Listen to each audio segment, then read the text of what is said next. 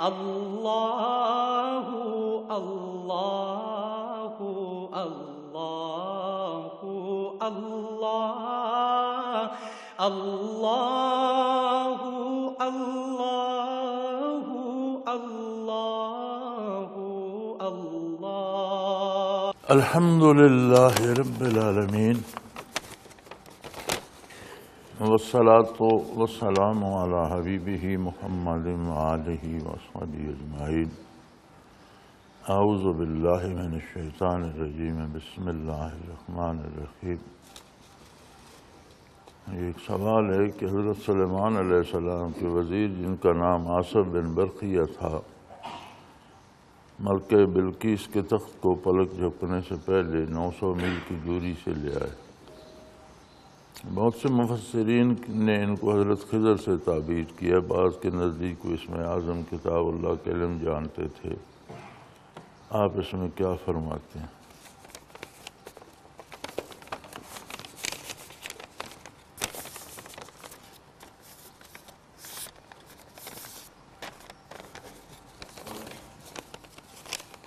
حضرت سلیمان علیہ السلام کے وزیر جو تھے یا جو شخص وہ تخت لائے وہ حضرت خضر نہیں تھے، وہ ان کے ساتھ جو ان کے وزیر تھے یا ان کے خادم تھے وہی تھے۔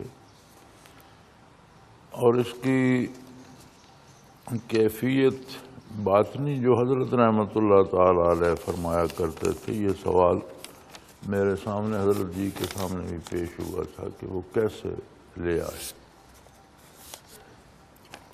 تو یہ لوگ بہت زیادہ محنتیں کرتے تھے اور بہت زیادہ قوت رکھتے تھے۔ تو حضرت رحمۃ اللہ علیہ نے اس کا جواب یہ فرمایا تھا کہ انہوں نے اپنے قلب کے انوار القاء کر کے انوارات میں اسے لپیٹ کر ایک دفعہ اللہ کیا، اپنی طرف جذب کیا تو وہ سامنے موجود تھا۔ تو اب یہ بات مجاہدی کی قوت کی اور اس کے ساتھ اللہ کی عطا کی ہے کہ بعض لوگوں کو دیکھا ہے کہ ان کے مراقبات تو شاید فنا بقا سے بھی کم ہیں، بعض فنا بقا پر ہیں، بعض اقربیت پر ہیں، بعض، لیکن ان کی قوت بہت زیادہ ہے، اس لیے کہ وہ حلال کھاتے تھے، رات دن دین کا کام کرتے تھے، نیکی کرتے تھے اور پھر مجاہدہ بہت زیادہ کرتے تھے۔ تو ان میں ان کے انوارات میں وہ قوت ہوتی تھی۔ تو خضر علیہ السلام کا جہاں تک تعلق ہے، خضر علیہ السلام بنی اسرائیل میں سے تھے اور اپنے وقت کے کتب مدار تھے اور یہ ولی اللہ تھے۔ اور اولیاء اللہ میں بعض ایسی ہستیاں ہیں کہ بعد از وصال ان کی ارواح کو تکوینی امور پہ لگا دیا جاتا ہے۔ تکوینی امور وہ ہوتے ہیں جو من جانب اللہ حکم صادر ہوتا ہے اور اللہ کے فرشتے وہ کام کر دیتے ہیں۔ تو خضر علیہ السلام کی روح جو ہے، اور بعض اولیاء اللہ کا حضرت ذکر فرمایا کرتے تھے، مجھے اب یاد نہیں ہے، کہ بعض اولیاء اللہ کا حضرت فرمایا کرتے تھے کہ فلاں ہستی برزخ میں جانے کے بعد ان کی ارواح کو تکوینی امور پر لگا دیا جائے۔ اس میں خضر علیہ السلام اکیلے نہیں ہیں، ان کے بعد بھی بہت کچھ لوگ ہوئے ہیں لیکن زیادہ نہیں۔ تو جو کچھ ان سے صادر ہوتا تھا وہ کرامتاً ہوتا تھا۔ میں ایک تفسیر دیکھ رہا تھا، مجھے اب یاد نہیں کون سی تفسیر تھی، تو اس میں ان حضرات نے لکھا ہوا تھا کہ خضر علیہ السلام نے کہاڑے سے کشتی پھاڑ دی۔ بھئی کلاڑے سے کشتی پھاڑی تو پھر باقی کشتی والوں کو کیوں پتہ نہیں چلا، صرف موسیٰ علیہ السلام کو کیوں سمجھ آئی؟ تو یہ اس طرح کی باتیں نہیں ہوتی۔ تو انہوں نے اشارہ کیا کشتی میں بال آ گیا۔ اب موسیٰ علیہ السلام چونکہ مشاہدہ فرما رہے تھے، وہی دیکھنے وہی جاننے کے لیے اللہ کریم نے انہیں معمور فرمایا تھا، اتنا سفر کرنے کا حکم دیا اور حکم دیا کہ جا کر ملو اور دیکھو وہ کیا کیا چیزیں جانتے ہیں۔ تو خضر علیہ السلام نے عرض کیا تھا موسیٰ علیہ السلام اولو العزم رسول تھے، لیکن اپنا اپنا شعبہ ہے نا. اب جو علوم رسالت سے متعلق تھے وہ فیصلہ تو اپنے زمانے میں موسیٰ علیہ السلام کے پاس تھا، وہی ان پر آتی تھی. لیکن یہ تکوینی امور متعلق برسالت نہیں ہوتے، یہ اللہ کے فرشتوں کے متعلق ہوتے ہیں. انہیں حکم ملتا ہے وہ کر دیتے ہیں. تو ان کی روح تکوینی امور پہ معمور تھی فرشتوں کی طرح، وہ ایک الگ شعبہ ہے. اس لیے خضر علیہ السلام نے فرمایا تھا کہ آپ ان چیزوں کو سمجھ نہیں سکیں گے. اس لیے نہیں سمجھ سکیں گے آپ ان سے واقف نہیں ہیں. آپ کے علوم بہت وسیع علوم نبوت ہیں، لیکن وہ امور نبوت سے متعلق، امور تکوینی سے متعلق نہ آپ مکلف ہیں نہ آپ کو اس کی خبر ہے. تو وہی بات ہوئی، موسیٰ علیہ السلام نے اعتراض کیے کیونکہ شرعاً تو وہ چیزیں درست نہیں تھیں. پھر خضر علیہ السلام نے ان کے اسباب بتا کر آخر میں یہ کہا کہ یہ میں مرضی سے نہیں کرتا، اللہ کا حکم ہوتا ہے ایسا کرو تو ویسا کر دیا جاتا ہے. کیونکہ دنیا عالم اسباب ہے اور اللہ کریم ہر کام کا ایک سبب فرماتے ہیں. تو بعض چیزوں کا سبب انہوں نے مجھے بنا دیا ہے. اب یہ علماء کے سامنے ایک نام آ گیا خضر علیہ السلام کا، جو کوئی واقعہ محیر العقول ہو وہ منسوب کر دیتے ہیں کہ وہ خضر علیہ السلام نے کیا ہوگا. یہ ساری چیزیں خضر علیہ السلام ہی نہیں کرتے، ان کا اپنا کام ہے جو اللہ کریم نے ان کے ذمہ لگایا. اور آج بھی خضر علیہ السلام تب سے لے کر اب تک جو بھی وقت کا کتب مدار ہوتا ہے اس کے ساتھ رہا کرتے ہیں، کیونکہ وہ خود بھی کتب مدار تھے اور عموماً کتب مدار کی معیت میں رہتے ہیں. مجھے ایک دفعہ تجربہ ہوا، بڑی مدت کی بات ہے، حضرت رحمۃ اللہ علیہ تشریف فرما تھے ایک کمرے میں ہمارے گھر میں. وہ کمرہ بھی ابھی تک موجود ہے الحمدللہ. تو 2-4-5 ساتھی تھے، قاضی صاحب مرحوم بھی تھے. تو ویسے حضرت رحمۃ اللہ علیہ کو خیال آ گیا، جو 4-5 ساتھی بیٹھے تھے ان میں ایک اس وقت کے کتب مدار بھی تھے. حضرت رحمۃ اللہ کو ویسے خیال آ گیا تو قاضی صاحب سے فرمانے، قاضی صاحب یہ خواجہ خضر کہاں ہیں، کہیں دیکھیں تو صحیح. قاضی صاحب نے تھوڑی دیر مراقبہ کیا اور کہنے لگے حضرت آسمانوں میں تو نہیں ہے. آپ نے فرمایا یار میں نے پوچھا ہے کہاں ہے، میں نے یہ تو نہیں کہا کہ آسمانوں میں ہے، آپ کو تو زمین پر ہوتے ہیں، آپ آسمانوں میں تلاش کر رہے ہیں. قاضی صاحب پھر مراقبے میں چلے گئے. تھوڑی دیر بعد کہنے لگے زمین پر بھی مجھے تو کہیں نظر، میں نے ساری زمین چھان مجھے نہیں ملے. تو حضرت مسکرا دیے تو فرمایا جس کمرے میں بیٹھے ہو اس کو بھی دیکھ لو، ساری زمین گھوم چکے ہو. تو کہنے لگے وہ تو یہ بیٹھے ہیں. تو حضرت نے فرمایا کمال ہے یار، آسمانوں کو تلاش کر رہے، زمین کو دیکھا اور کمرے کی خبر نہیں ہے، تو یہاں دیکھ لو. تو کہنے لگے وہ تو یہ بیٹھے ہیں. تو یہ اکثر کتب مدار کے ساتھ رہتے ہیں. قاضی صاحب بہت سادہ منش آدمی تھے، تو حضرت نے تھوڑی دیر خوش طبعی کے لیے ان سے کیا. تو اب بھی جو صاحب کتب مدار ہوں گے ان کے ساتھ رہتے ہوں گے، اللہ بہتر جانے، لیکن قاعدہ ان کا یہ ہے کہ کتب مدار کے ساتھ رہتے.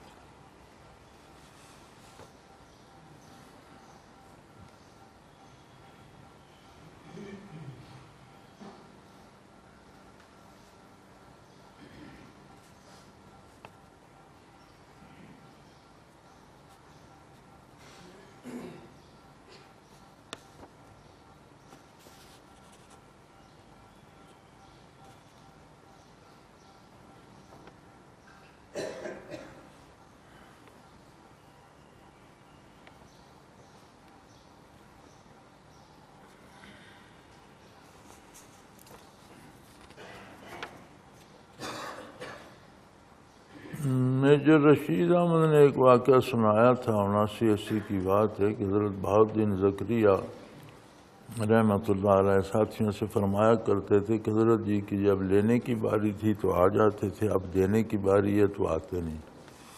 حضرت رحمۃ اللہ علیہ حضرت بہاؤالدین زکریا رحمۃ اللہ علیہ کے مزار پر نہیں جاتے تھے۔ حضرت رحمۃ اللہ تعالی علیہ کو اپنے شیخ نے سالک المجذوبی تک مراقبات کرائے تھے، حضرت علی الدین مدنی رحمۃ اللہ تعالی علیہ نے۔ اس سے آگے پہلے عرش تک حضرت شاہ صاحب زندہ شاہ بلاول شریف والوں نے حضرت کو توجہ دی۔ اس کے بعد کچھ عرصہ حضرت بہاؤالدین زکریا رحمۃ اللہ علیہ نے آپ کی تربیت فرمائی، لیکن یہ روحانی سلسلہ تھا، اس کے لیے مزار پر تشریف نہیں لے جایا کرتے تھے۔ روحانی طور پر من جانب اللہ ایک نظام ہے، وہ بن جاتا ہے۔ پھر اس کے بعد کچھ عرصہ سیدنا شیخ عبد القادر جیلانی رحمۃ اللہ علیہ نے بھی حضرت کو توجہ دی، حالانکہ آپ کبھی بغداد نہیں گئے۔ تو اس کے بعد پھر جہاں تک ان کے منازل تھے، جب وہاں سے آگے گزرے تو پھر آپ کو براہ راست بارگاہ نبوی سے توجہ نصیب ہوتی تھی۔ تو یہ ایک سلسلہ تربیت تھا جو میرے پاس امانت ہے، آپ لوگ بھی نوٹ کر لیں، یاد کر لیں۔ یہ چیزیں تاریخی ہوتی ہیں اور بعد میں بھی کام آتی ہیں۔ تو ان سب حضرات کا حضرت بہت احترام فرمایا کرتے تھے، جو احترام ایک استاد یا شیخ کا ہونا چاہیے۔ لیکن سب نے اپنی اپنی جگہ پر اپنا اپنا کام کیا، اور حضرت بہاؤالدین زکریا رحمۃ اللہ تعالی علیہ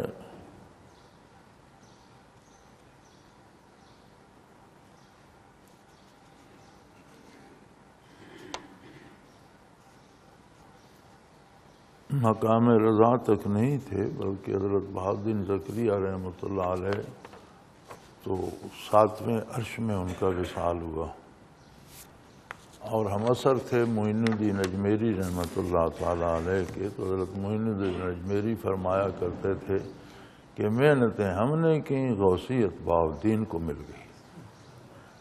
تو یہ منازل اور چیز ہے۔ حضرت معین الدین اجمیری رحمۃ اللہ تعالی علیہ کے منازل عالم امر میں تھے، اور میرا خیال ہے جتنے غوث ہمارے علم میں آئے ہیں، یہ تو نہیں کہ ہم سب کو جانتے ہیں، لیکن کچھ جو اس سرزمین پر ہیں تو تقریباً ان سے واقفیت ہے الحمدللہ۔ تو یہ انگلیوں پر گنے جا سکتے ہیں۔ 1450 سال میں میرا خیال ہے 14-15 بندے بر صغیر میں ایسے ہیں جن کو غوثیت نصیب ہوئی۔ 4-5 ان میں سے ہمارے قریب ہیں۔ تو ان 14-15 میں غوث بہاؤالدین رحمۃ اللہ تعالی علیہ بھی ہیں، اور منازل کے اعتبار سے آپ کے منازل سب سے کم ہیں۔ تو یہ مرید تھے شیخ شہاب الدین سہروردی رحمۃ اللہ تعالی علیہ کے۔ تو ایک دن انہوں نے جذب میں آ کر شیخ نے پوچھ لیا کہ بہاؤالدین چے میں خواہی، فرمایا حضرت مجھے غوثیت مل جائے۔ تو شیخ شہاب الدین سہروردی رحمۃ اللہ علیہ کے وصال کے بعد غوثیت بہاؤالدین زکریا کو مل گئی۔ منازل کے اعتبار سے وہ 7ویں عرش میں تھے، اور اس وقت دنیا میں ایسے لوگ بھی تھے جن کے منازل عالم امر میں تھے، مثلا معین الدین اجمیری رحمۃ اللہ علیہ۔ تو وہ برزخ میں فرمایا کرتے تھے معین الدین اجمیری رحمۃ اللہ علیہ کہ اللہ کی عطا ہے، محنتیں ہم نے کی، منازل ہمارے پاس تھے، غوثیت بہاؤالدین کو مل گئی، یہ اس کی عطا ہے جسے چاہے دیتا ہے۔ تو منازل الگ چیز ہے، منصب الگ شے ہے۔ جیسے بندہ ایک پی ایچ ڈی ہوتا ہے تو اب تعلیم کے اعتبار سے تو وہ بہت آگے ہے. تو ہو سکتا ہے ایک عام BA بندہ جو ہے وہ منسٹر ہو یا گورنر لگا ہوا ہو. تو منسٹر ہونا یا گورنر ہونا ایک عہدہ ہے، اور BA ہونا، MA ہونا، PhD ہونا یہ ایک تعلیمی رتبہ ہے. تو ہو سکتا ہے ایک بندے کی تعلیم زیادہ ہو، دوسرے کی اس جتنی نہ ہو، لیکن اس کے پاس عہدہ اس سے بڑا ہو. ایک عام BA وزیر اعظم ہو سکتا ہے، اور PhD کالجوں میں دھکے کھاتے پھرتے ہیں پروفیسر کی حیثیت سے. تو اس طرح منازل جو ہیں یہ ایک مرتبہ جس طرح تعلیم ہے اس طرح کا ہے. مناصب جو ہیں یہ عہدے ہیں. اب اللہ کریم کی اپنی تقسیم ہے. عموماً ہوتا یہ ہے کہ اعلیٰ منازل کو اعلیٰ عہدے ملتے ہیں، لیکن یہ کوئی قانون یا ضابطہ نہیں ہے. یہ اللہ کی عطا پر ہوتے ہیں، وہ جسے چاہے عطا کر دے. تو یہ اس کی اپنی عطا ہے. حضرت جی میرے خیال کو ایک آدھ یا دو بار اتفاق ہوا ہو کہ ملتان ایک دو بار تشریف لے گئے. کئی دفعہ ملتان تو بہت دفعہ تشریف لے کے، لیکن ایک آدھ یا دو دفعہ ایسا اتفاق ہوا کہ حضرت بہاؤالدین رحمۃ اللہ کے مزار پر بھی تشریف لے گئے. تو روئے یا نہ روئے یا کیوں روئے، یہ باطنی کیفیات ہوتی ہیں، محسوسات ہوتی ہیں. کسی کیفیت میں رقت طاری ہو جاتی ہے، کسی میں بشاشت آ جاتی ہے. تو ان کی تعیین نہیں کی جا سکتی. یہ ظاہری اسباب سے رونا نہیں ہوتا کہ کوئی چیز گم گئی تو بندہ رو رہا ہے، یا کسی نے مارا تو رو رہا ہے، یا کوئی تکلیف ہوئی تو رو رہا ہے. باطنی کیفیات ہوتی ہیں، اور یہ ہر بندے کی اپنی ہوتی ہیں. بعض لوگ دنیا کی چیزوں پہ رو دیتے ہیں، بعض دنیا کی چیزوں پہ بڑے خوش ہو. کوئی مل گئی بہت خوش ہو جاتے ہیں، کوئی کھو گئی تو آزردہ ہو جاتے ہیں. کیفیات ہوتی ہیں. تو روحانیت میں تو یہ بہت زیادہ ہوتی ہیں، اور یہ کیفیات ایک جذب کی صورت میں وارد ہو جاتی ہیں. اور شاید کوئی بندہ ایسا ہو جس پر کبھی بھی جذب نہ آیا ہو. بعض پر تو ہمہ وقت طاری ہو جاتا ہے تو انہیں مجذوب کہتے ہیں، وہ پاگل ہو جاتے ہیں. لیکن تمام اہل اللہ پر کسی نہ کسی لمحے کوئی کیفیت جذب کی طاری ہو جاتی ہے.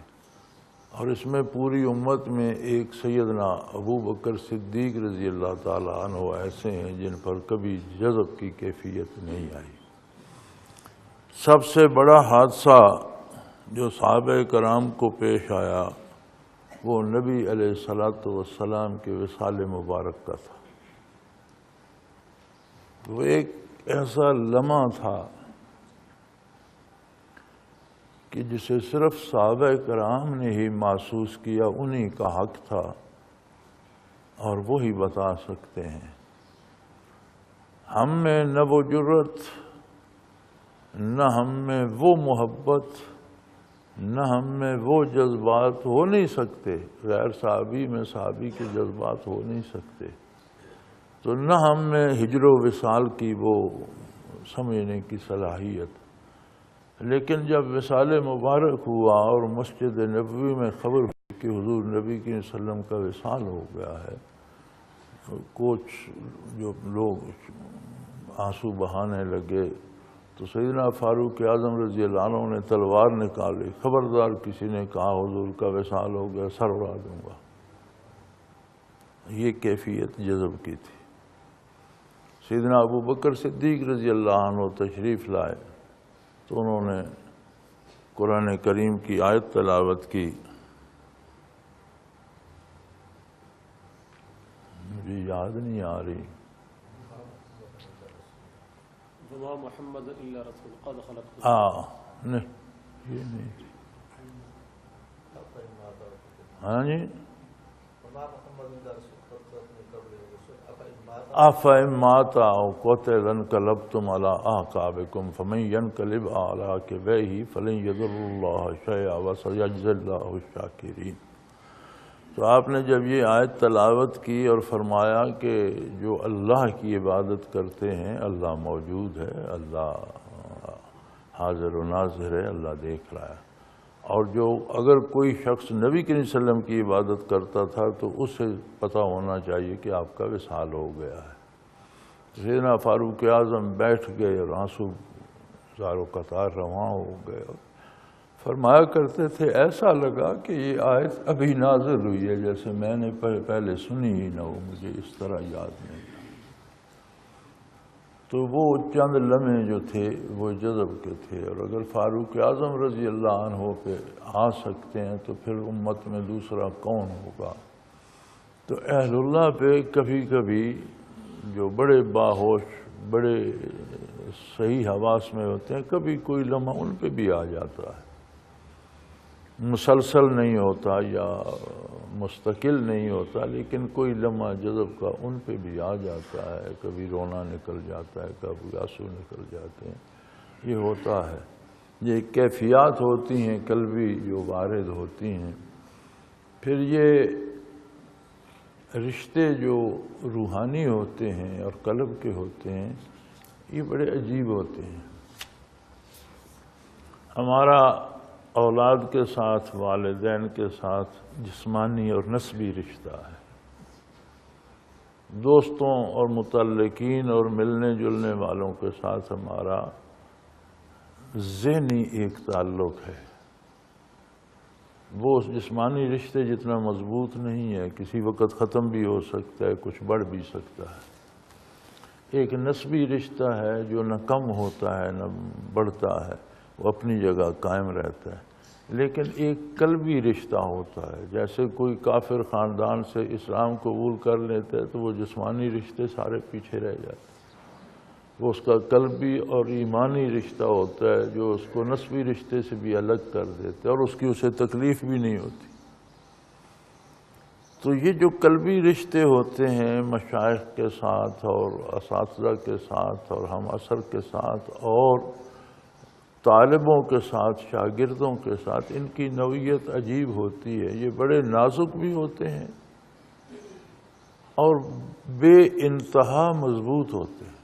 یہ بڑی عجیب بات ہے، یہ بڑے نازک ہوتے ہیں، ان میں چھوٹی سی بات پر بال آ سکتا ہے، لیکن اتنے مضبوط ہوتے ہیں کہ اگر بندہ خود غلطی نہ کرے تو کوئی دوسرا ان کو توڑ نہیں سکتا، اور خود غلطی کرے تو چھوٹی سی غلطی پہ بھی بال آ سکتا ہے۔ یہ نازک بھی بہت ہوتے ہیں، جو چیزیں نازک ہوتی ہیں وہ مضبوط نہیں ہوتی، اور جو مضبوط ہوتی ہیں وہ نازک نہیں ہوتی۔ تو ان رشتوں میں یہ کمال ہے کہ یہ بے حد مضبوط بھی ہیں اور بڑے نازک بھی ہیں۔ ان کی احتیاط بھی بہت رکھنا پڑتی ہے، اور انہیں موت بھی نہیں توڑ سکتی۔ موت سارے رشتے توڑ دے گی، کوئی کسی کا نہ بیٹا بنے گا، نہ کسی کو باپ سمجھے گا، نہ کوئی بھائی بھائی کو سمجھے گا۔ پہچان رہے ہوں گے میدان حشر میں، باپ کو سمجھ ہوگی یہ میرا بیٹا ہے، بیٹے کو پتہ ہوگا یہ باپ، جسے دنیا میں دیکھا ہے جانتا ہے اسے حشر کے میدان میں بھی پہچانے گا، لیکن کوئی کسی کی خبر نہیں لے گا، سب کو اپنی اپنی پڑی ہوگی، سوائے اس رشتے کے جو دینی ہے، قلبی ہے۔ اس رشتے میں ایک دوسرے کی فکر بھی ہوگی، شفاعت بھی کریں گے، جو بچ جائے گا وہ دوسرے کے لیے بھی کوشش کرے گا، ایک درد بھی ہوگا، ایک محبت بھی ہوگی، ایک دوسرے کی خبر بھی کریں گے۔ اتنے مضبوط ہیں کہ موت جو سارے رشتے توڑ دیتی ہے، اس رشتے کو جو قلبی ہے اور دینی ہے، روحانی ہے، اس کو موت بھی نہیں توڑ سکتی، یہ میدان حشر میں بھی قائم رہے گا۔ تو باقی یہ کیفیات مختلف ہوتی ہیں۔ ہم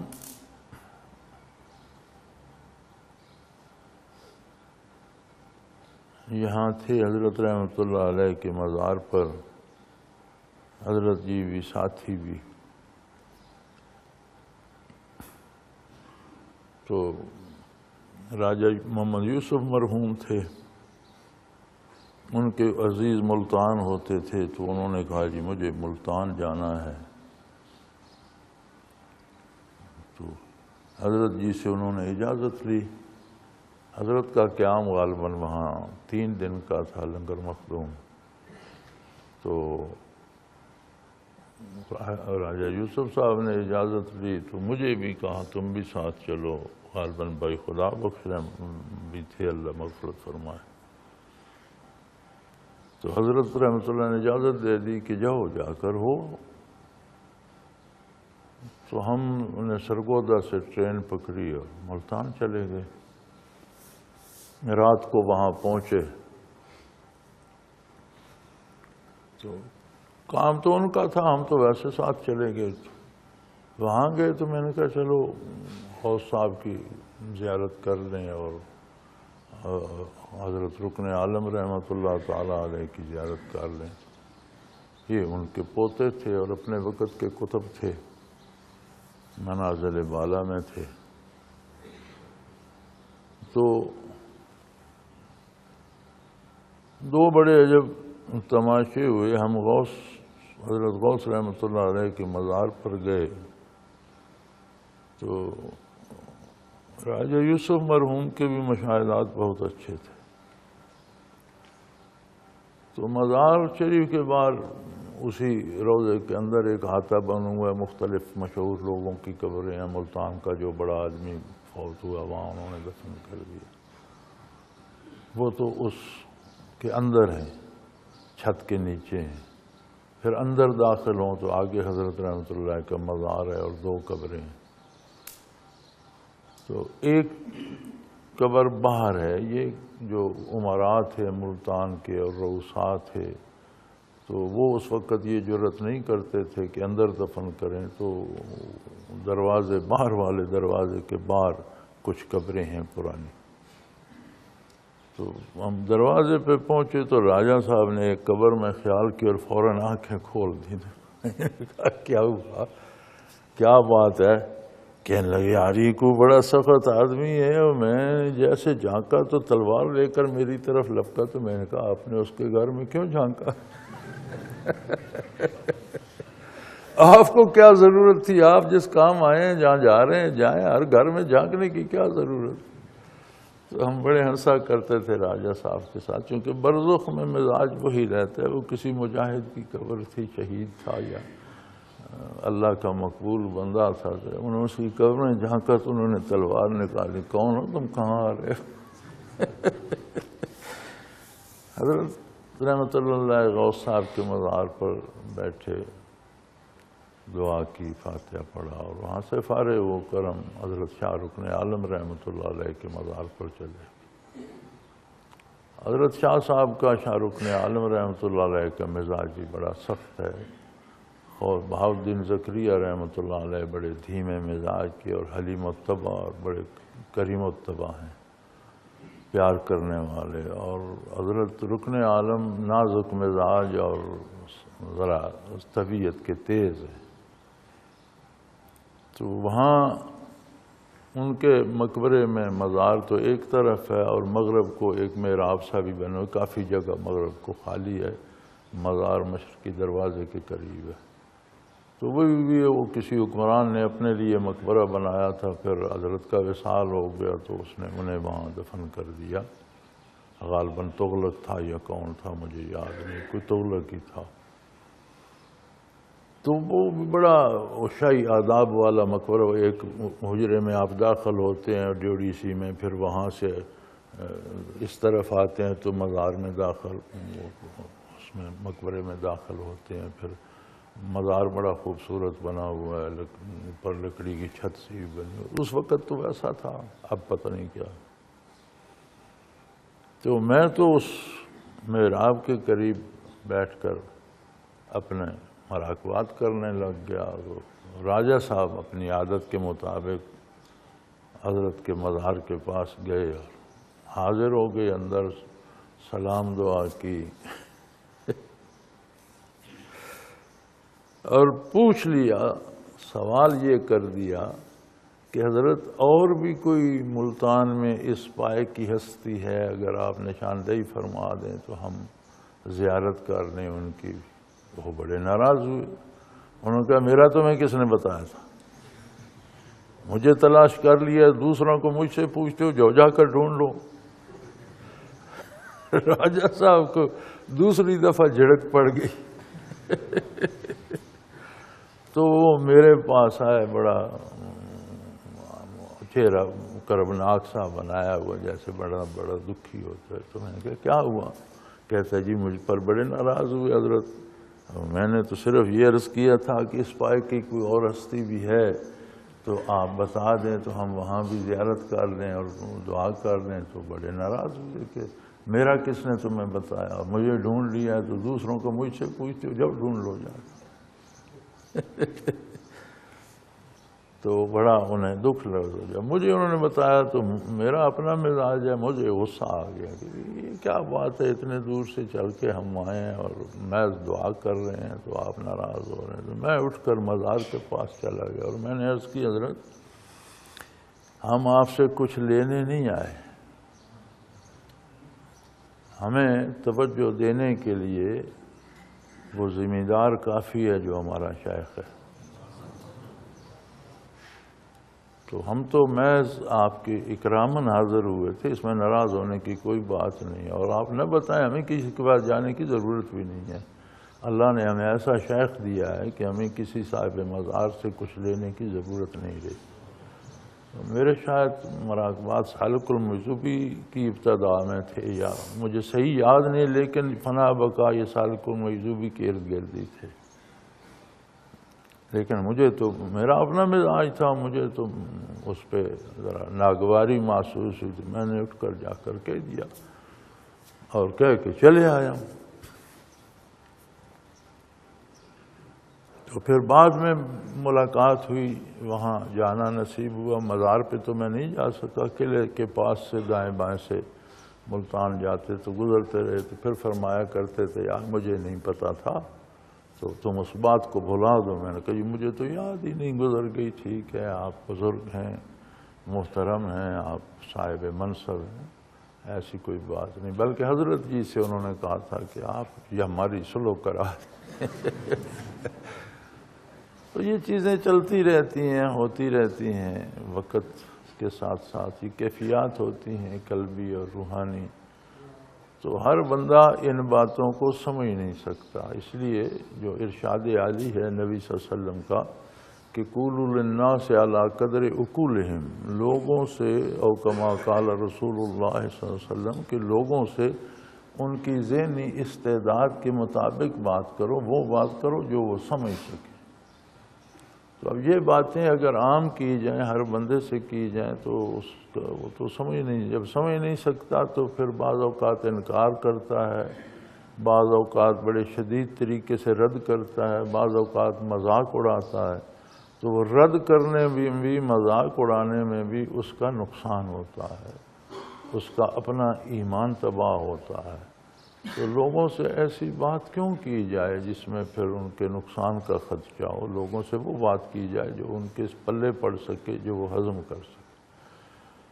تو یہ باتیں حلقہ آباب میں تو چلو ایک طرح کا سبق بھی بن جاتی ہیں، ایک طرح کا شوق اور جستجو کو یہ مامیز عطا کرتی ہیں، اور بندہ اور زیادہ محنت کرتا ہے، مجاہدہ کرتا ہے، اس کو فائدہ ہوتا ہے، لیکن عام آدمی کے کام کی نہیں ہے، اس لیے یہ کی نہیں جاتی۔ آپ نے لکھ دیا تو میں نے یہ چند باتیں عرض کر دیں، ان پر اصرار یا انہیں بار بار دہرانا یہ درست نہیں ہے۔ اس میں ایک سوال رہ گیا،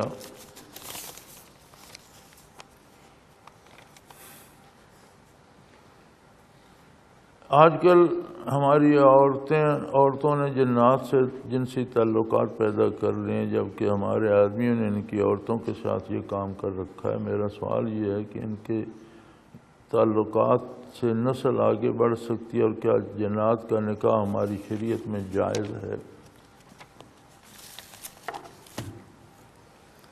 یہ واقعات ملتے ضرور ہیں تاریخ میں، لیکن بہت کم ہیں، بڑے شاذ ہیں۔ بعض مفسرین نے ملکہ سبا کے بارے بھی یہ لکھا ہے کہ ان کی والدہ ایک جنی عورت تھی۔ اور اس رشتے سے ان کی جنات بھی چونکہ ان کی نواسی تھی مدد کیا کرتے تھے جنگوں میں یا دوسرے امور میں، جنات بھی ان کی مدد کیا کرتے تھے اور ان کی لشکر بہت طاقتور تھا۔ تو اقام المرجان فی احکام جان، ایک کتاب ہے اقام المرجان فی احکام جان، اس میں اس پر بحث کی گئی ہے کہ جنات اور انسانوں میں جنسی تعلق ہو سکتا ہے یا نہیں۔ تو اس میں یہ ثابت کیا گیا ہے کہ جنات اور انسانوں میں جنسی تعلقات ہو سکتے ہیں، لیکن انسان تو چونکہ جنات کو دیکھ نہیں سکتا، اس لیے انسان تو ان سے تعلق پیدا کرنے سے رہا۔ ہاں، جنات کے مرد عورتوں سے جنسی تعلق پیدا کر لیتے ہیں، جنات کی عورتیں بعض مردوں سے جنسی تعلق پیدا کر لیتی ہیں۔ اب اس میں بعض علماء نے تو اس کو تسلیم نہیں کیا کہ یہ جائز نہیں ہے، لیکن اس اقام المرجان فی احکام جان میں وہ حوالے بھی دیے گئے ہیں، جیسے ملکہ سبا کا، اور بھی حوالے دیے گئے ہیں کہ فلاں عورت سے جنی مرد کا نکاح ہوا تھا، فلاں مرد سے جنی عورت کا نکاح ہوا تھا، وہ حوالے بھی اس میں دیے گئے ہیں، اور یہ کہا گیا ہے کہ یہ درست ہے، جائز ہے، وہ بھی مکلف مخلوق ہے وہ بھی۔ لیکن فرق یہ ہے کہ جنات انسانوں کو دیکھ سکتے ہیں، انسان، اور ہر عورت کو جس کو جن پکڑتا ہو یہ ضروری نہیں کہ اس کے ساتھ اس کا جنسی تعلق ہو، یہ ضروری نہیں ہے کہ جس بچی کو یا جس خاتون کو کسی جن پکڑتا ہے اس کے ساتھ اس کا جنسی، یہ ضروری نہیں ہے۔ ہاں، بعض کے ساتھ ایسا ہوتا ہے، اور بعض ایسے بھی یہاں کیسز آتے ہیں ہمارے پاس، ایسی بچیاں بھی آتی ہیں جن کو ویسے نہیں پکڑتے اور کچھ نہیں کہتے، لیکن جنسی تعلق ان کے ساتھ رکھتے ہیں۔ تو ہمارے پاس تو اس کا ایک ہی علاج ہے، ہم کہتے ہیں اللہ اللہ کرو اور ہفتہ بھر دارالعرفان میں رہو، تو اتنی قوت لطائف میں آ جائے گی کہ پھر جن نہیں آ سکے گا، تو اللہ کرتا ہے ٹھیک ہو جاتے ہیں۔ کیونکہ جنات میں یہ استعداد معرفت الہی کی صرف انسان کو دی گئی ہے، جنات کو نہیں دی گئی۔ تو جنات کے سینے میں دل تو ہے، لطیفہ قلب نہیں ہے، وہ جو استعداد ہے معرفت باری کی وہ ان کے پاس نہیں ہے۔ اسی لیے سارے قرآن کریم میں سورہ جن میں بھی آپ کو یہ تو ملے گا کہ جو اللہ کی اطاعت کرے گا یجرکم من عذاب علیم، اللہ اسے دردناک عذاب سے بچا لے گا، جو نافرمانی کرے گا اسے عذاب دے گا۔ لیکن کہیں یہ نہیں ملتا کہ جنات جنت میں بھی جائیں، حالانکہ قرآن میں جگہ جگہ انسانوں کے حق میں تو یہ ملتا ہے کہ تمہارے لیے جنت ہے، تم جنت میں جاؤ گے، جنت میں یہ نعمتیں ہیں، جنت کے لیے دعا کرو، جنت کے لیے کوشش کرو، فی ذالک فلیتنافس المتنافسون۔ اگر کسی کے مزاج میں لالچ ہی ہے تو پھر وہ جنت کا لالچ کرے، دنیا کی چیزوں کا کیوں کرتا ہے؟ تو ترغیب دی گئی ہے۔ لیکن جنات کے لیے جہاں جنات کا تذکرہ آتا ہے تو وہاں یہ آتا ہے کہ جو اطاعت کرے گا اللہ اسے عذاب سے بچا لے گا، اور جو نافرمانی کرے گا وہ سزا بھگتے گا۔ جنت کا ذکر نہیں آتا۔ ایک جگہ سورہ رحمان میں آیہ کریمہ لم یطمثہن انس قبلہم ولا جان، کہ جنت کی حوروں کو، جس جنتی کو وہ ملیں گی اس سے پہلے نہ کسی انسان نے مس کیا ہے نہ کسی جن نے۔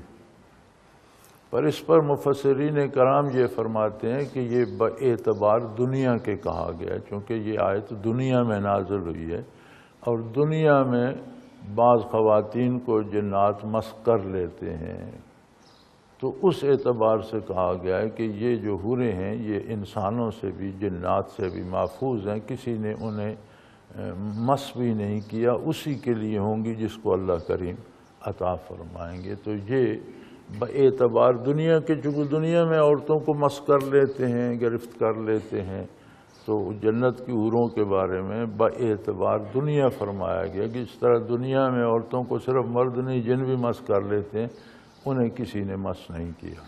تو یہ اس پہ دلالت نہیں کرتی کہ جنت میں جائیں، چونکہ جنت میں جانے کے لیے وہ استعداد جو باطنی انسان کو لطائف کی صورت میں عطا ہوئی ہے، حضرت مجدد رحمۃ اللہ تعالیٰ علیہ کے مکتوبات میں ہے کہ انسان 10 چیزوں کا ہے، خمیر ہے انسان کا، 10 چیزیں ہیں اس میں، آگ، مٹی، ہوا، پانی اور ان کے ملنے سے نفس بن گیا، 5 یہ ہیں۔ لیکن قلب، روح، سری، خفی اور اخفا، یہ 5 لطائف عالم امر کے بھی اس کے خمیر میں شامل ہیں۔ تو یہ 10 چیزوں کا مرکب ہے انسان۔ تو یہ چیزیں جنات کے مرکب میں نہیں ہیں، لہذا انوارات جو معرفت الہی کے ہیں یا لطائف کے ہیں یا مراقبات کے ہیں، انہیں جنات برداشت نہیں کرتے۔ میرے ساتھ بڑے بڑے واقعات جنات کے پیش آیا، میں نے کبھی نہ کوئی دم کیا ہے نہ درود کیا ہے، بلکہ جھڑک دیتا ہوں چلے جاتے ہیں، بھاگ جاتا، پھر کبھی آتے بھی نہیں۔ یہاں ایک واقعہ تھا منارہ میں، ایک لڑکے کو جن پکڑتے تھے، تھوڑا پریشان کرتے تھے، نوجوان تھا، بڑا خوبصورت سا بچہ تھا، 18-20 سال کا نوجوان تھا، اور جن نے پکڑ لینا، اسے بھگانا، پھر جھاڑیوں میں سے گزارنا، کپڑے پھٹ جانے، وجود پر کانٹے زخم ہو جانے، لکیریں پڑ جانی، پہاڑ کے نیچے بھگا کر لے جانا، نیچے سے بھگا کے اوپر چڑھا لے آنا، تو بڑا پریشان کر کے پھینک جانا، تو زخمی ہو جانا، اس نے کپڑے پھٹ جانے، پریشان حال۔ تو اس کا والد میرے پاس لے آیا اسے، تو میں نے اسے کہا یار ایسا کرو، 2-4 دن یہاں میرے ساتھ رہو اور نمازیں پڑھو اور ذکر کرو۔ وہ کہنے لگا جی یہ نماز وماز مجھ سے نہیں پڑھی جائے گی، اور کوئی علاج بتائیں۔ میں نے کہا اور تو میرے پاس نہیں ہے، تو تم نماز نہیں پڑھ سکتے، مجھے تم سے کوئی دلچسپی نہیں، جاؤ۔ چلا گیا۔ وہ پھر اس کا والد آ گیا کہ آپ نے تو اسے بھگا دیا۔ میں نے کہا میں نے نہیں بھگایا، وہ خود بھاگ گیا۔ وہ کہتا ہے مجھ سے نماز کی مشقت نہیں ہو سکتی، تو میں پھر کیا کر سکتا ہوں؟ تو حضرت رحمۃ اللہ علیہ کے صاحبزادے مولوی عبدالرؤف جو تھے، وہ میرا ان کے سے پیار تھا۔ 2 سکول میں ٹیچر ہوتے تھے، تو چھٹیاں ہوتی تھیں 2 مہینے، تو میرے پاس ہی رہا کرتے تھے، اکثر میرے پاس ہی قیام کیا کرتے تھے۔ تو وہ عملیات کرتے تھے، جنات کے بڑے ماہر عالم مانے جاتے تھے، اس علوم کے، جنات والے علوم کے، عملیات کے۔ تو وہ جیلم اس وقت تھے، غالباً کسی گورنمنٹ سکول میں تھے یا کسی میں، مجھے یاد نہیں کس میں، جیلم بہرحال ان کی جاب ہوتی تھی۔ وہ سیشن جج جیلم بھی بڑا مرید تھا ان کا، بڑے لوگ پھر جنات والے تو ان کے وہاں انگلینڈ تک اور کہیں تک ان کی شہرت تھی، لے جاتے۔ تو اس وقت یہ ٹیلی فون تو تھے نہیں، میں نے انہیں خط لکھا اور اس بندے سے بھی کہا کہ یار انہیں بلاتے ہیں، وہ اس کا علاج کریں گے۔ جنات کے وہ بڑے اس کے رکھتے تھے، تو انہوں نے مہربانی کی، وہ جیلم سے آ گئے۔ غالباً 2 یا 3 راتیں وہ لگے رہے، ساری رات اس کے ساتھ، اور محنت کرتے رہے، اور 2-3 دن کرنے کے بعد کہا بھائی میں جاتا ہوں۔ تیسرے دن وہ چلے گئے، چھٹی بھی شاید اتنی ہی تھی۔ تو میں گھر میں برآمدے میں بیٹھا تھا، تو اس لڑکے کا باپ آیا، اس کے پاس 5 روپے کا نوٹ تھا کہ یہ آپ کے لیے ہے۔ میں نے کہا میرے لیے کس لیے بھائی؟ کہنے لگا جی بڑی عجیب بات ہوئی ہے، ہم نے مولوی صاحب کو رخصت کیا، وہ ٹھہرے ہوئے میرے پاس ہی، رات ساری وہاں لگے رہتے تھے عملیات کرنے۔ صبح مولوی صاحب کو رخصت کیا تو ہم نے انہیں 100 روپیہ نذرانہ دیا۔ اس وقت روپے کی بڑی قیمت تھی، تو 100 روپے بہت بڑی بلا ہوتا تھا۔ تو اب تھوڑی دیر پہلے جن نے میرے بیٹے کو پکڑا اور اس نے ہمیں پیسے دیے کہ یہ تمہارا 100 لیکن یہ 5 روپے بھی ہیں، تو تم نے مولوی صاحب کو 100 روپیہ کیوں دیا؟ میں تو اسے پکڑے ہوئے ہوں، یا تو میں چھوڑ جاتا تو دیتے، تم نے کس بات کا دیا؟ تو وہ بس میں جا رہے تھے، نورپور کے قریب تھے، تو میں نے ان کی جیب سے نکال لیا کہ یہ کیوں نہیں، یہ لو اپنا واپس لے لو۔ لیکن غلطی یہ ہوئی کہ میں نے ان کی جیب سے وہ 100 روپیہ نکالا تو 5 روپے اور بھی ساتھ آ گئے جو اس میں اس طرح لپٹے ہوئے تھے، تو یہ 105 آ گئے۔ تو وہ مولوی صاحب کے مہمان تھے، یہ 5 مولوی صاحب کو دے آؤ، یہ 5 تم نہ رکھنا، یہ ان کے ہیں غلطی سے آ گئے تو مولانا کو واپس کر دو، تو یہ میں آپ کو دینے آئے۔ میں نے کہا یار تمہارا جن بڑا حسابی کتابی ہے۔ تو خیر بات آئی گئی ہوگی، وہ ان کا وہ سلسلہ چلتا رہا۔ تو سردیاں تھیں، سخت سردی پڑ رہی تھی، اور مجھے یہ جو اب درد کر رہا ہے، ٹانگ کا درد جو تکلیف دے رہا ہے، اس وقت بھی تھا، لیکن اتنا نہیں تھا جتنا اب ہے۔ تو میری ٹانگ میں یہ درد بھی تھا، اور یہ سردی میں پھر اور زیادہ بڑھ جاتا ہے۔ تو رات 8:30-9 بجے کا ٹائم ہوگا، تو میں اپنے مخصوص کمرے میں لیٹا ہوا تھا۔ اس وقت بجلی بھی نہیں تھی، ہم نے جنریٹر رکھا ہوا تھا، الیکٹریفیکیشن کرائی ہوئی تھی، 2-3 گھنٹے مغرب سے لے کر سونے تک جنریٹر چلا لیتے تھے، سوتے وقت بند کر دیا۔ تو میں نے سرانے لیمپ رکھا ہوا تھا اور کسی کتاب کی ورگردانی کر رہا تھا، اور رضائی پر کمبل ڈال کر لپیٹا ہوا تھا، ٹھنڈ تھی کافی۔ تو کسی نے ہمارا دروازہ کھٹکھٹایا، اور الحمدللہ ہمارا دروازہ کوئی نہیں کھٹکھٹاتا، بلکہ 1-2 دفعہ پولیس کو بھی آنا پڑا رات کو۔ تو وہ مسجد میں ٹھہر گئے، دروازہ نہیں کھٹکھٹایا، اور لوگوں نے بھی انہیں منع کیا کہ دروازہ نہ کھٹکھٹا۔ تو مجھے بڑا عجیب لگا کہ دروازہ کسی نے کیوں کھٹکھٹایا۔ تو پھر اس نے آوازیں دیں، تو وہ میری بیوی کا رشتہ دار بھی تھا، قریبی تھا، تو انہوں نے اٹھ کے دروازہ کھولا، پھر جا کر گیٹ کھولا، اسے اندر لے آئے۔ کیا بات ہے تم رات کو کہاں اس سردی میں؟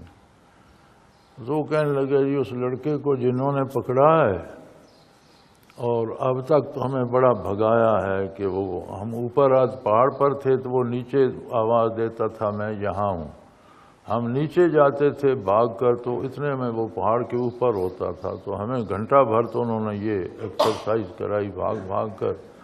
اب وہ پہاڑ سڑک جو گزرتی ہے اس موڑ کے ساتھ اوپر چٹانیں ہیں، اونچی پہاڑی ہے، ان چٹانوں پہ اسے لٹایا ہوا ہے، اور جنات نظر آتے تھے، کیونکہ ان میں یہ قوت ہے کہ جس کو دکھائی دینا چاہیں اس کو دکھائی دے جاتی۔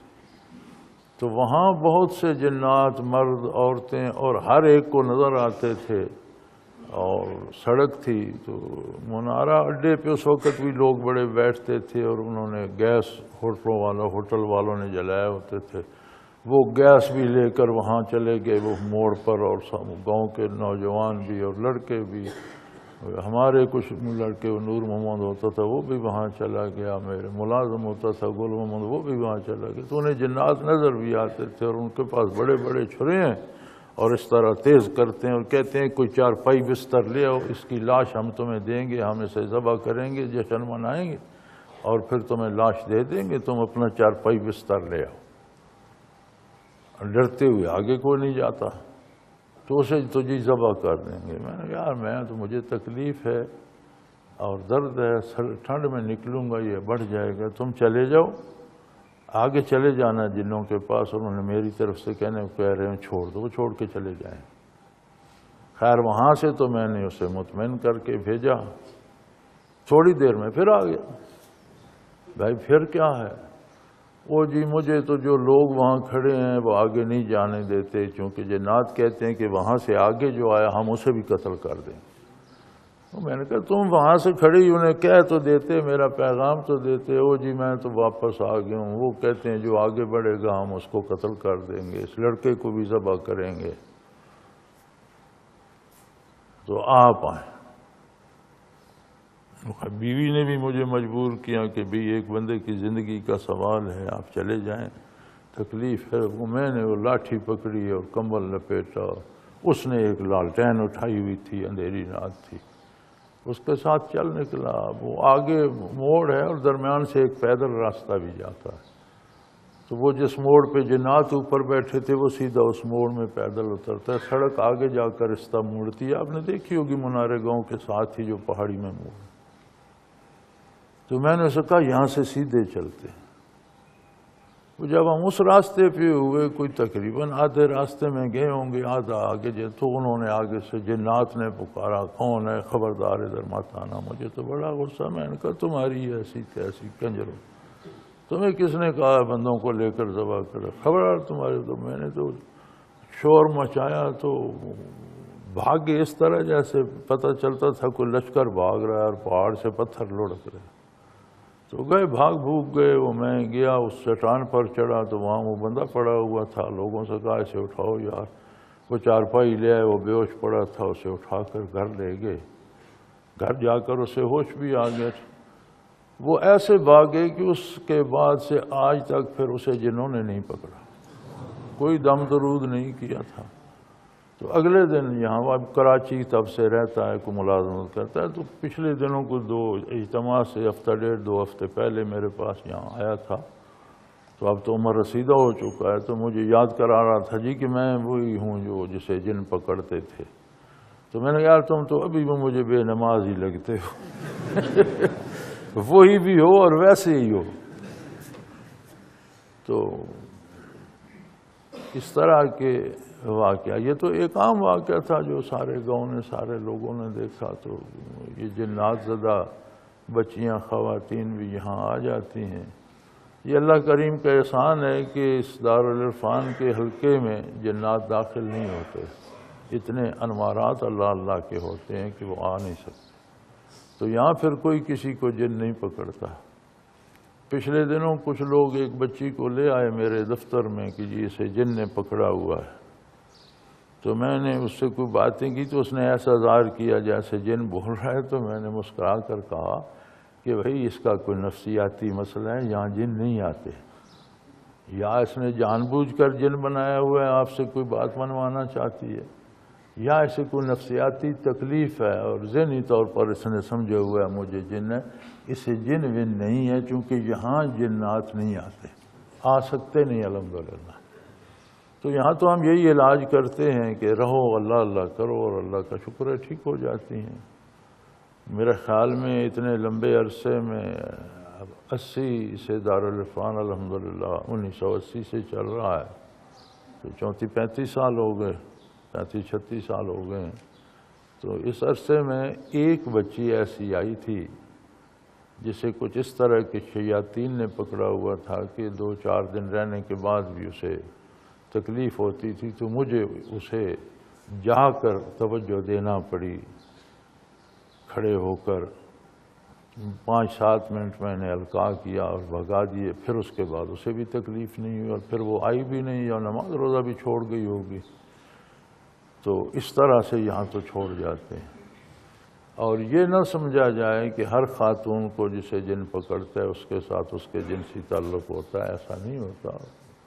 یہ ویسے بھی پریشان کرتے رہتے ہیں انسانوں کو، اور جنوں کو انسانوں کو پکڑنے کے لیے ان کا اپنا ایک نظام ہے، اور ان کے اپنے ایک جہاں 10 گھر ہیں کوئی ان کا امیر ہوگا، جہاں اس سے ذرا بڑی آبادی ہے کوئی اس کا امیر، چھوٹا بڑا، یہ ان کی عمارت چلتے چلتے ملکوں سے ہوتی ہوئی بین الاقوامی سطح پر ان کا بادشاہ ایک ہے آج بھی۔ پوری دنیا کا حکمران جو جن ہے وہ آج بھی ایک ہے، اور یہ طاقتور جن جو ہیں یہ تو اکثر پہاڑوں میں اور بلندیوں پر ان کو بھگا دیا گیا تھا۔ یہ ہمارے یہاں تو یہ کم ہی کرڑے ہوتے ہیں، عام جن جو ہیں۔ تو نادرن ایریاز میں یا گلگت چترال میں یا ادھر جانا نصیب ہوا تو وہ بڑے بڑے طاقتور اور بڑے بڑے قداور اور بڑی بڑی بلائیں ہیں۔ تو ان علاقوں میں لوگوں کو تکلیف بھی آزاد کشمیر وغیرہ میں یا کشمیر میں یا ادھر شمالی علاقہ جات میں جنوں کی تکلیف بھی لوگوں کو زیادہ ہوتی ہے۔ تو مجھے ایک دفعہ گلگت اتفاق ہوا تھا، ساتھی شکایتیں کرتے تھے گلگت کے، سونے نہیں دیتے، ایسے پتہ چلتا ہے برآمدے میں گھوڑے دوڑ رہے ہیں، ایسے پتہ چلتا ہے چھت پر کوئی بھاگ رہا ہے، سونے نہیں، اس طرح کی شکایتیں ہوتی۔ تو میں ایک دفعہ ہم وہاں گلگت میں تھے تو میں نے جیپ نکالی، شاید ہم دریا کے پار ٹھہرے ہوئے تھے، دریا کے اس پار آنا تھا، کوئی بازار سے چیز لینی تھی اب کس طرح۔ تو شیشہ کھلا ہوا تھا، تو مجھے آ کر ایک اتنا سا پتھر یہاں لگا، لیکن مجھے تو ایسے لگا جیسے اس نے مجھے مس کیا تو گر گیا۔ تو میں نے گاڑی روک کر وہ دیکھا تو نیچے میرے پاؤں میں پڑا تھا، اتنا سا گول سا پتھر تھا، اور ساتھی بھی ساتھ تھے۔ میں نے رکھ لیا اور چلے گئے۔ میں نے کہا چلو فارغ ہو کے دیکھتے ہیں یہ کس نے پھینکا۔ تو ہم واپس آئے تو مغرب کے وقت میں نے خیال کیا کہ یہ پتھر کس نے پھینکا تھا، تو اوپر چوٹی پر ایک بہت بڑا جن بیٹھا تھا، بڑی بلا۔ تو میں نے کہا بھائی تم نے مجھے پتھر کیوں مارا؟ وہ کہنے لگا میں خود حیران ہوں، یہ پتھر جو میں پھینکتا ہوں یہ تو گولی سے زیادہ طاقتور ہوتا ہے، یہ تو بندے کو چیر کر دوسری طرف نکل جاتا ہے، آپ کو تو محسوس ہی نہیں ہوا۔ تو میں نے کہا تم مجھے مارنا چاہتے تھے، میں نے تمہارا کیا بات؟ جی ویسے ہی۔ میں نے کہا ویسے تمہاری ایسی تیسی۔ تو میں نے اسے باندھ دیا، بڑی بلا تھی۔ میں نے کہا 2-3 دن بھوکے رہو گے نا تو تمہارے لیے یہی سزا کافی ہے، تم بسیار خور لگتے ہو تو پڑے رہو۔ 2 یا 3 دن ہم وہاں رہے، وہ بیچارہ کیا پڑا رہا۔ اب چلتے وقت مجھے یاد ہی نہ رہا کہ اسے کھولنا بھی ہے۔ ہم نکل آئے گلگت سے، چلے آئے۔ ایبٹ آباد سے آگے گزر رہے تھے تو مجھے خیال آیا کہ یار وہ تو باندھ دیا تھا، تو آج چوتھا دن ہے، اتنی بڑی بلا کو اتنا عرصہ بھوکا رکھنا ہی بڑی سزا ہے، تو مر جائے گا۔ تو میں نے یہاں سے خیال کیا، میں نے پوچھا سناؤ کیا حال ہے؟ بڑی زاری کر رہا تھا۔ میں نے کہا یار ایک میرے ساتھ ایک سودا کرو، میں پھر تمہیں کھولتا ہوں۔ جی کیا؟ میں نے کہا ہلکے کے کسی ساتھی کو کوئی جن پریشان نہ کرے، تم ذمہ داری لے لو، اتنی بلا ہو مصیبت تو اپنے جنوں کی ذمہ داری لے لو، تو میں تمہیں چھوڑ دیتا ہوں۔ تو وہ کہنے لگا جی پہاڑوں سے نیچے تو میرا بس نہیں چلتا، اس پہاڑی علاقے میں یا گلگت چترال یا اس ایریے میں جتنے آپ کے جماعت کے ساتھی ہیں، ان کو آج کے بعد کسی جن نے کوئی چھیڑا تو مجھے کہیے گا، سزا میں بھگتوں گا، میں یہ ذمہ لیتا۔ میں نے کل یہی کافی ہے، 4 دفعہ چھوڑ دیا۔ تو تب سے اب تک الحمدللہ گلگت وغیرہ سے کوئی شکایت ساتھیوں کی نہیں آئی کہ مجھے جنہوں نے تنگ کیا، شاید ابھی وہ ہے ہی پھر، تو وہ معاہدہ اس کا چل رہا ہے، ابھی تک اللہ نے ساتھیوں کو ان سے بچایا ہوا ہے۔ تو وہ کہنے لگا نیچے میرا بس نہیں چلتا، بہت سے لوگ ہیں پتہ نہیں کیسے کیسے ہیں۔ تو ان کا اپنا ایک نظام ہے، اور اوورآل روئے زمین پر ان کا ایک حکمران ہے، پھر نیچے ہر ملک کا، پھر ملک میں نیچے ہر علاقے کا، یہ اخیر چھوٹے طبقے تک آ جاتے ہیں جہاں 8-10 گھروں کی آبادی ہے اس کا بھی۔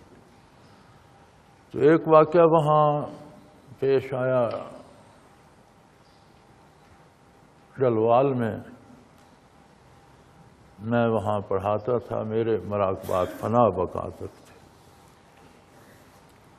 تو وہاں ایک لڑکا تھا کسی غریب خاندان کا، 6-7 اس کی بہنیں تھیں، ماں باپ بوڑھے تھے، وہ کوئلے کی مائنوں پہ مزدوری کرتا تھا اور اکیلا بندہ تھا گھر کا کمانے والا، ڈیلی ویجز پہ کام، جو دیہڑی مل گئی اس سے ان کا گزارا ہوتا تھا۔ اسے جنہوں نے پکڑ لیا، اور ایسا پکڑا کہ رات دن اسے پکڑا ہوا، اور اسے اسی کے ہاتھوں سے مارتے تھے، مار مار کر منہ سجایا ہوا ہے، اور وہ ہاتھ پکڑ کر بندے بیٹھے ہیں، وہ چھڑا کے پھر مارنا شروع کر دیتے ہیں۔ ہمارے ساتھی ہوتے تھے، ذکر کرتے تھے ہمارے ساتھ، ماسٹر عبد المالک، راجہ محمد یوسف، ایک ساتھی عبد الغفار ہوتے تھے، ایک میرے ہم نام محمد اکرم ہوتے تھے، 4-5 ساتھی وہاں میرے ساتھ ذکر کرتے تھے۔ تو وہ راجہ صاحب آ گئے، اور راجہ صاحب بڑے غریب پرور اور پورے شہر کے بزرگ بنے ہوتے تھے، اور ہر بندے کا دکھ، غریبوں کے دکھ بڑے بانٹتے تھے۔ وہ آ گئے جی، وہ کہیں وہ ان کے پاس جا کر روئے ہوں گے، وہ میرے پاس آ گئے جی کہ اس طرح اسے تکلیف ہے، اور بڑے غریب ہیں، وہ ایک کمانے والا ہے، آج 3-4 دن ہو گئے۔ میں نے کہا راجہ بھائی عبد المالک ایک شرط پر۔ جی وہ کیا؟ میں نے کہا کسی کو بتاؤ گے نہیں کہ اس کا علاج میں نے کیا ہے، میں وہاں جاؤں گا بھی نہیں۔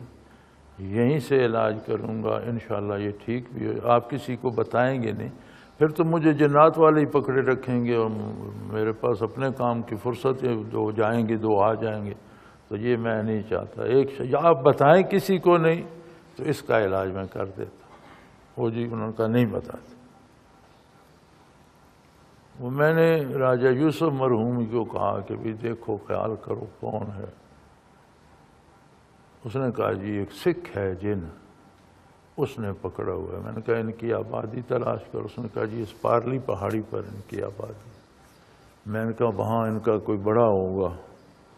ہاں جی کہنے لگے ایک بڑا سکھ ہے وہ ان کا وہاں انچارج ہے. میں نے کہا اسے کہو میرا کہ وہ کہہ رہے ہیں اسے کہو اسے چھوڑ دے.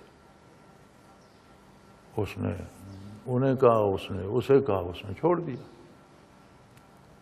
اور میں نے کہا یار راجہ صاحب اس کنجر سے پوچھو تو صحیح کہ تو نے اس غریب آدمی کو پکڑا کیوں ہے، اور پھر پکڑا ہے تو 3 راتیں 2 دن گزر گئے ہیں، 24 گھنٹے تم کہیں کھانا پینا رفع حاجت کہیں نہیں جاتے سے پکڑا ہوا ہے. وہ کہنے لگا جی ہم گھر کے 4 بندے ہیں، میرے ماں باپ ہیں، میں ہوں، ایک میری بہن ہے، ہم باری باری پکڑ لیتے ہیں، ایسے نہیں چھوڑتے. اور میں نے کہا اس سے اتنے ناراض کیوں ہو؟ تو کہنے لگا جی میں نے یہ غلطی کی کہ میں ان کے گھر کی ڈیوڑی میں گدھا بن کر کھڑا ہوں. اب جن اگر سانپ بنا ہوا ہے اسے مارو تو مر جائے گا، گدھا بنا ہوا ہے، کتا بنا ہوا ہے، بندہ بنا ہوا ہے، پکڑ لو تو جب تک چھوڑو نہیں پھر شکل تبدیل نہیں کر سکتا.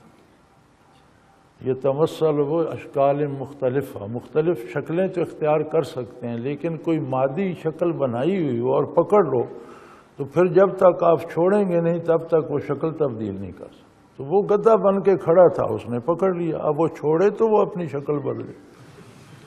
اس نے کہیں عشاء کے قریب پکڑا اور ساری رات اس پر مٹی ڈھوتا رہا، مکانوں کی لپائی کی. بورا رکھ لیا اوپر، پکڑ کر لے جاتا، مٹی کا بورا بھرتا، پھر ڈنڈے مارتا ہوا گھر لے آتا. تو اس نے گھر میں مٹی کا ڈھیر لگا لیا. تو صبح کے قریب کہیں اسے سحری کے قریب چھوڑا. جب اس نے چھوڑا تو پھر اس نے اسے پکڑ لیا. تو وہ کہنے لگا جی میں گدھا بن کر کھڑا تھا تو اس نے مجھے پکڑ لیا اور ساری رات بڑے ڈنڈے مارے اور بڑی مٹی لادی مجھ پر. تو جب اس نے مجھے چھوڑا میں نے پکڑ لیا. اب ہم سارے باری باری سے پکڑ کر مارتے ہیں، اس نے بڑا مارا مجھے. تو میں نے کہا تم گدھے بن کر کیوں کھڑے تھے؟ وہ کہنے لگے جی ویسے ہی مجھے خیال آ گیا اس کی بہنیں ہیں جوان تو میں نے کہا انہیں چھیڑوں گا. میں نے کہا تم جن ہو کر بھی سکھ ہی رہے، الو کے پٹھے چھیڑنے کے لیے گدھا بننے کی کیا ضرورت ہے؟ چھیڑا اور بھی طرح جا سکتا ہے، بندہ بن کر بھی چھیڑ سکتے ہو. جن کی حیثیت میں چھیڑنے کے لیے گدھا بننا تھا اس نے پکڑ لیا تو ٹھیک، اسے کیا پتا تم جن ہو، اس نے تو مٹی ڈھوئی. یہ سارا واقعہ وہ عبد المالک سنتے رہے، ان کے سامنے باتیں ہوئی. تو لیٹ ہو گئی، لیٹ نائٹ ہو گئی، 10-11 بج گئے. تو وہ اسی وقت ان کے گھر گئے. ایک تو انہیں تجسس تھا کہ وہ ٹھیک ہوا ہے کہ نہیں، دوسرا تجسس یہ تھا کہ گدھے پر مٹی کہاں اس نے ڈلی. تو صبح مجھے بتانے لگے کہ میں ان کے گھر گیا تو وہ ٹھیک ٹھاک تھا اور جنشن چھوڑ گئے تھے اور ان کے سیر میں بڑا ڈھیر مٹی کا لگا ہوا تھا. تو میں نے اس سے پوچھا بھئی یہ کدھر سے؟ کہنے لگا ایک آوارہ گدھا یہاں سے میں نے پکڑا تھا، اس پر ڈھوتا رہا. تو یہ اس طرح کے واقعات میرے تجربے میں اور بھی ہیں بہت سے. اور کوئی جنات والے آتے ہیں تو ہم تو اسے یہی کہہ دیتے ہیں، بلکہ کہتے بھی نہیں، آئے تو کہتے ہیں یار 1-2 دن یہاں رہو، اللہ اللہ کرو، اللہ کا شکر ہے، چھوڑ جاتے ہیں. ان میں کچھ کیس جنس کے ہوتے ہیں، سارے جنس کے نہیں ہوتے. تو بعض جنی عورتیں بھی، شاہ عبدالعزیز دہلوی رحمۃ اللہ تعالیٰ علیہ کے زمانے میں دہلی کے ایک نواب صاحب تھے، ان کے پاس ایک جنی عورت آ جاتی تھی، ان کا اس سے تعلق تھا. تو شاہ صاحب کے حالات میں لکھتے ہیں کہ وہ جنات کو پتہ چل گیا، چوری انہوں نے، اس نے جنی نے بنایا ہوا تھا. تو وہ جنی بھاگی ہوئی آئی اور اس نے اس نواب صاحب سے کہا کہ میرے گھر والوں کو پتہ چل گیا اور تمہیں قتل کر دیں گے، میرا بھی کیا ہوگا، یہ تو میں بھگتوں گی اور وہ تمہیں بھی نہیں چھوڑیں گے. تو وہ بھاگے ہوئے شاہ صاحب کے پاس پہنچے. شاہ صاحب نے فرمایا یار اس چارپائی پہ لیٹ جاؤ اور رات یہیں رہو. تو رات کو ایک بہت بڑی چٹان انہوں نے پھینکی جو چارپائی کے ایک پائے پہ لگی اور ایک طرف سے چارپائی کو توڑ دیا. اپنا انہوں نے ظاہر کیا کہ ہم نے اس کا یہ اشر کرنا تھا لیکن اسے چھیڑا نہیں, وہ بچ گیا. یہ واقعہ شاہ صاحب کے واقعات میں ملتا اور اس طرح کے واقعات بزرگوں کے واقعات میں ملتے ہیں. تو اس دور کا یہ ایک اہم مسئلہ یہ ہے کہ انسان کو اللہ نے جو کیفیات رکھنے کی قوت دی ہے اور طاقت دی ہے, اگر بندے کے لطائف روشن ہو تو جن ٹچ نہیں کر سکتے. لیکن مصیبت یہ ہے کہ یہ شعبہ لوگوں نے ترک کر دیا ہے اور اختیار کرنا اور سیکھنا تو دور کی بات ہے, اس کی تردید پہ زور لگائے پھرتے ہیں. تو پھر یہ واقعات ہوتے رہتے ہیں. ورنہ مسلمان عورت کو جن نہیں چھیڑ سکتے. ڈرانا یا یہ کرنا الگ بات ہے, کہیں ڈرا دیں یا اس طرح کریں, یہ تو ہو سکتا ہے. مدینہ منورہ میں عہد نبوی علیہ صاحب والسلام میں ایک صحابی گھر تشریف لائے تو نوجوان آدمی تھے, تو ان کی اہلیہ باہر گلی پہ کھڑی تھی اور صرف دوپٹہ تھا, کوئی چادر وادر نہیں لی ہوئی تھی.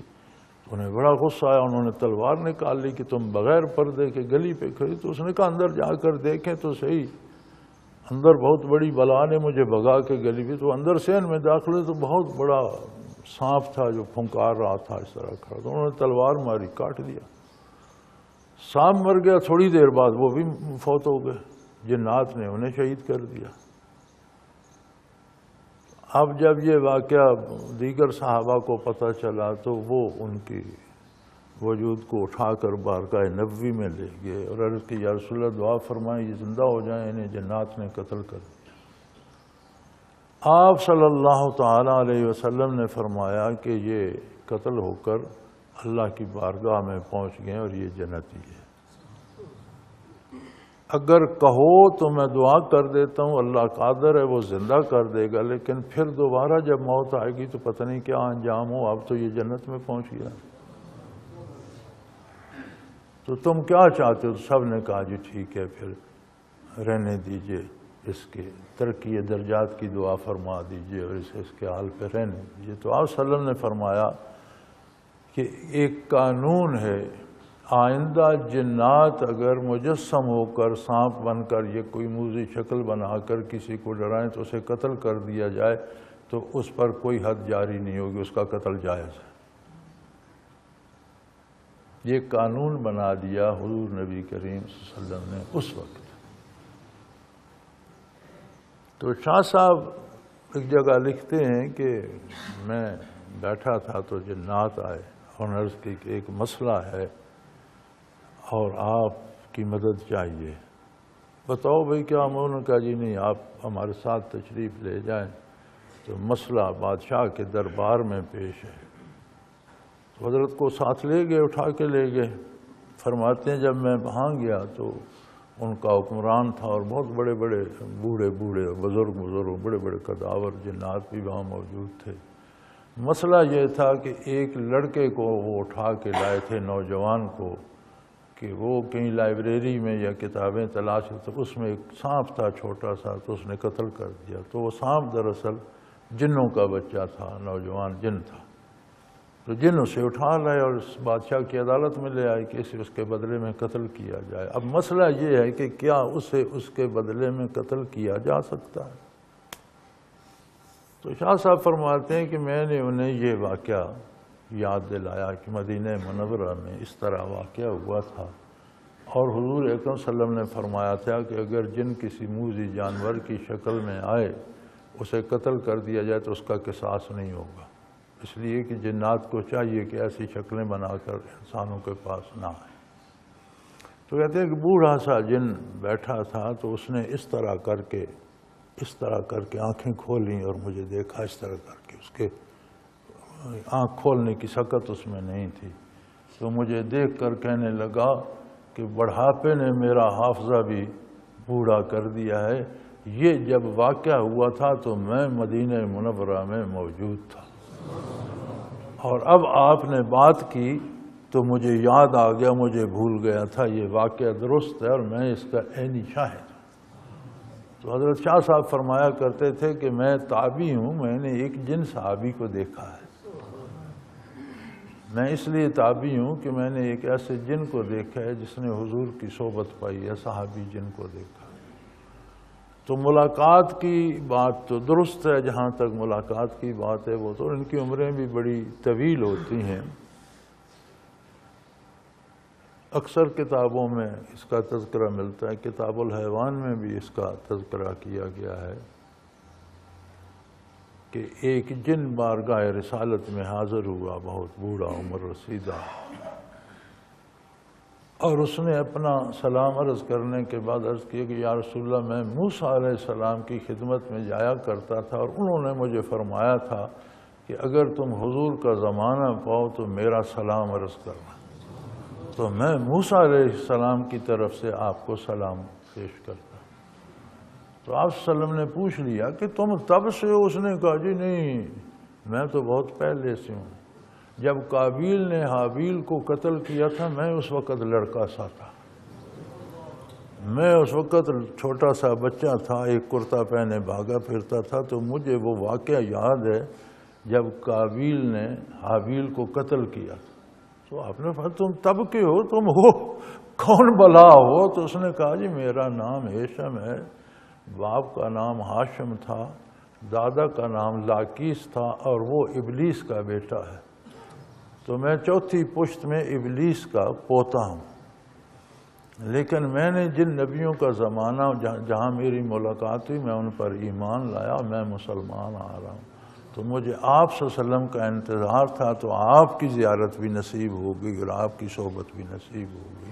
تو وہ چوتھی پشت میں ابلیس کا پوتا تھا، کب کہ آدم علیہ السلام اور کب قابیل نے حابیل کو تو وہ تب سے آ رہا تھا۔ ان کی عمریں اتنی، شیطان کی چونکہ اللہ نے مہلت دی ہے کہ قیامت تک زندہ رہو، قیامت قائم ہوگی تو موت آئے گی، تو اس کا اثر اس کی نسل میں بھی ہے، یہ ہزاروں سال زندہ رہتے ہیں اور بڑی طویل عمریں ان کی ہوتی ہیں۔ تو ہمارے پاس بھی ایک شاہ صاحب تھے، سید صاحب تھے، میں نے ان سے نہیں، ان سے پہلے ایک جن پر یہ سوال کیا تھا کہ سادات تو یار نبی صلی اللہ علیہ وسلم کی اولاد کو کہتے ہیں اور تم تو جن ہو تو تم سید کیسے ہو گئے؟ تو وہ کہنے لگا جی وہ پہلے جن جو حضور کی خدمت میں حاضر ہوئے اور آپ کو تلاوت کرتے سنا اور پھر جا کر قوم کو دعوت دی، جن کا ذکر قرآن مجید میں ہے، ان جنوں کی اولاد کو جنات بھی سید کہتے ہیں۔ تو اس لیے میں سید ہوں ان کی اولاد میں سے، ہم جنات میں سید ہیں۔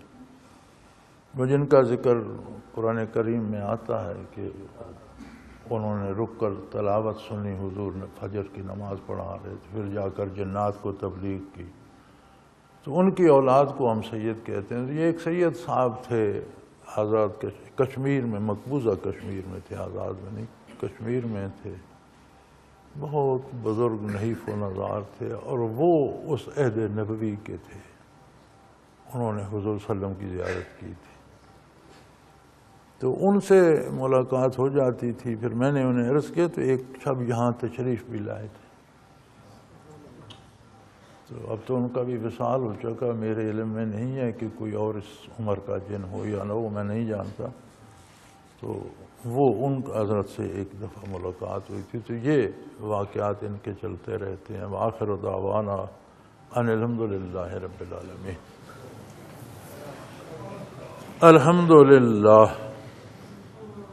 الحمدللہ رب العالمین والصلاة والسلام علی حبیبہ محمد۔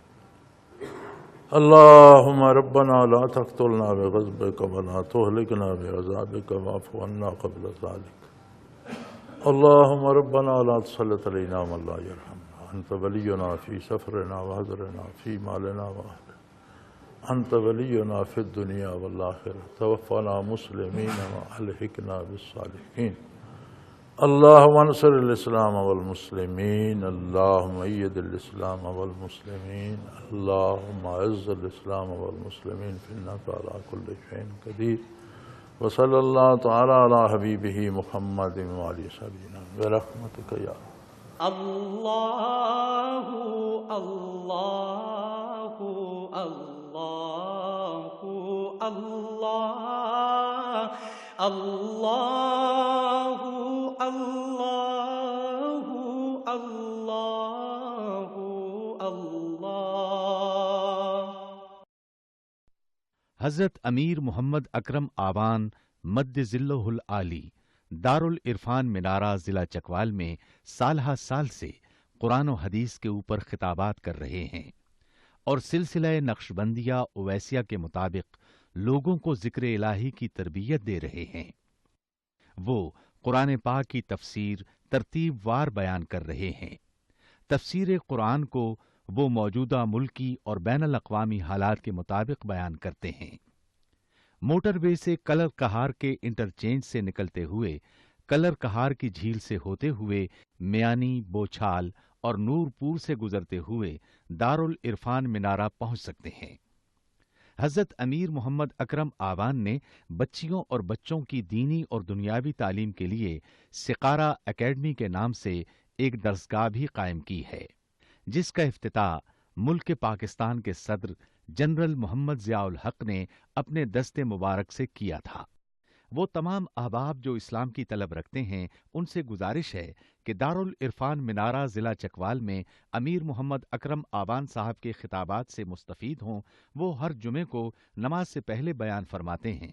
ہر ماہ کی پہلی اتوار کو ماہانہ اجتماع ہوتا ہے جس میں آپ خصوصی خطاب فرماتے ہیں اور پاکستان کے چاروں صوبوں سے احباب اس اجتماع میں شرکت کرتے ہیں۔